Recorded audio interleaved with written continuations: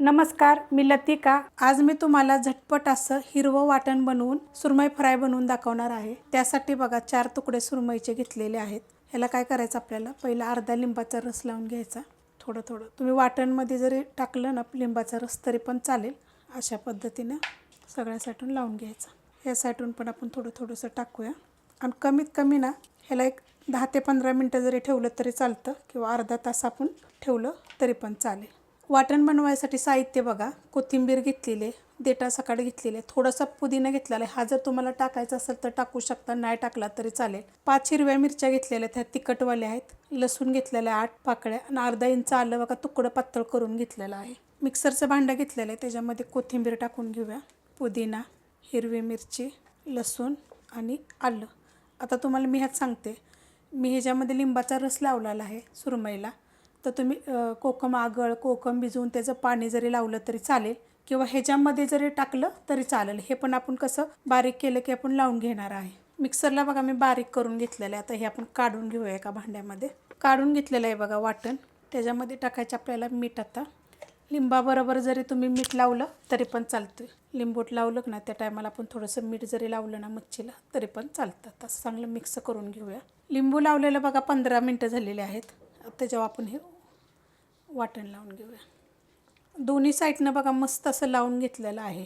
आणि आपल्याला ह्याला काय करायचं आहे, 15 ते 20 मिनटासाठी साईडला ठेवायचं आहे। आणि तुम्हाला अजून एक गोष्ट सांगते, ह्यात जर मिरची मी जास्त घातलेली आहे, तुम्ही कमी टाकली तरी पण चालेल। आता सुरमईला आपल्याला वरून लावायसाठी बघा 3 चमचे 0 नंबरचा रवा घेतला आहे, म्हणजे बारीक रवा। बारीक रवा नसला तर तुम्ही मिक्सरला बारीक करू शकता। आणि 1 चमचा तांदळाचं पीठ घेतलेलं आहे, दोन्ही पण अर्धा अर्धा घेतलं तरी पण चालतं। आता ह्यात टाकणार आहे फक्त मी काश्मीरी मिरची पावडर छोटा अर्धा चमचा घेतलेली, कारण आपण हिरवं वाटण लावलं त्याच्यामध्ये मिरची मी थोडी जास्त घातलेली टेस्टसाठी, म्हणजे चवीसाठी। वरून आपल्याला एकदम थोडंसं मीठ टाकायचं आहे, कारण आपण मीठ लावलेलं आहे। थोडीशी आपल्याला हळद टाकायची आहे। ह्याच्यामध्ये तुम्ही गरम मसाला पावडर पण टाकू शकता। मिक्स करून घ्यायचं व्यवस्थित। मिक्स करून घेतलेलं आहे, त्यात टाकणार आहे थोडासा गरम मसाला पावडर। आणि जी काश्मीरी मिरची पावडर आहे ना त्याच्यामध्ये थोडीशी तिखटवाली पण मिरची पावडर आहे, जास्त काश्मीरी मिरची पावडर आहे, म्हणजे थोडंसं तिखट पण त्याच्याबरोबर आहेच। मिक्स केलेलं आहे। आता बनवायला घेऊया आपण। तवा ठेवला आहे गरम करायला, त्याच्यामध्ये आपण तेल टाकून घेऊया आणि गरम होऊन देऊया। तेल गरम होते तर आपण हे रव्यामध्ये बघा टाकून घेऊया।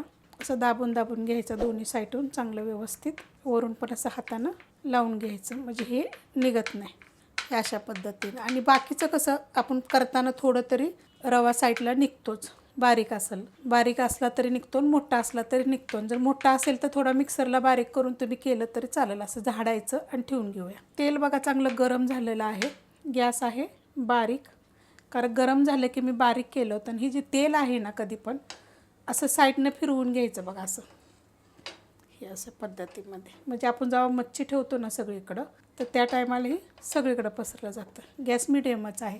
आपण जेव्हा मच्छी ठेवतो ना तेव्हा मिडियम करायचं। आता बारीक आहे, आता मी त्याच्यावर ठेवून घेते, बाकीच्या पण सगळ्या ठेवून घेतल्यात बघा सगळ्या। एकदम बारीक गॅसवर ठेवलं होतं मी, आता गॅस करणार आहे थोडंसं मिडियम, कारण काय आहे माहिती आहे का, तवा गरम झाला की तेल टाकलेलं होतं, मग जास्त गरम झालं की मग बाकीचे टाकस्तोवर आपल्या एका साईडून करपून जाईल, त्या साईडला मिडियम केलेला आहे। आता आपण थोड्या वेळाने 1-2 मिनिटांनी आपल्याला ह्याला पलटी करायची।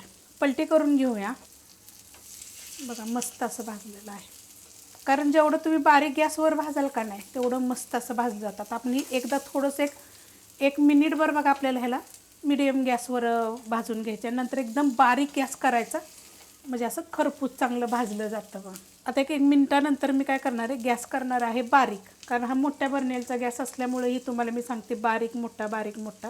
आणि मग आपण ह्याला बारीक गॅसवर एकदम 5 मिनटं तरी 5 ते 7 मिनिट भाजून घेऊया, म्हणजे एकदम कडक क्रिस्पी होतात। पलटी करून घेऊया। आणि हे जे साईडला तेल आपलं होतं ना ते बघा असं करून मी सगळं तेल मध्ये केलं तरी लगेच साईडला येतं ते बघा, मस्त अशी बघा किती भारी भाजलेली। एकदा तेल टाकलं की नाही की परत तेल टाकायची गरज पडत नाही। हे बघा असं मस्त क्रिस्पी होतात अशा पद्धतीने। आता गॅस एकदम बारीक करणार आहे, बारीक गॅसवर एकदम खरपूस भाजून घेणार आहे। मस्त अशी बघा बारीक गॅसवर मी 2 ते 3 मिनटं ठेवली होती, एकदम कडक बघा क्रिस्पी झालेली अशी, अशा पद्धतीमध्ये भाजून घ्यायची एकदम छान अशी। आणि कधी पण भाजली की नाही मच्छी तर काढून ठेवायची नाही, तव्यामध्येच ठेवायची आपल्या. म्हणजे ती काय होती, तवा थंड होतोवर अजून कडक होती. एक नंबर होती चवीला. तुम्ही करून बघा. ह्याच्या अगोदर मी खूप रेसिपी अपलोड केलेल्या आहेत. बऱ्याच जणांच्या अशा कमेंट होत्या, हिरवं वाटण लावून तुम्ही मच्छी दाखवा. तर अशा पद्धतीत मी करते. तुम्ही काय वेगळ्या पद्धतीत करत असाल ना तर जरूर मला कमेंट करून सांगा. रेसिपी आवडली असेल तर लाईक करा, सबस्क्राईब करा, कमेंट करा आणि शेअर बी करा.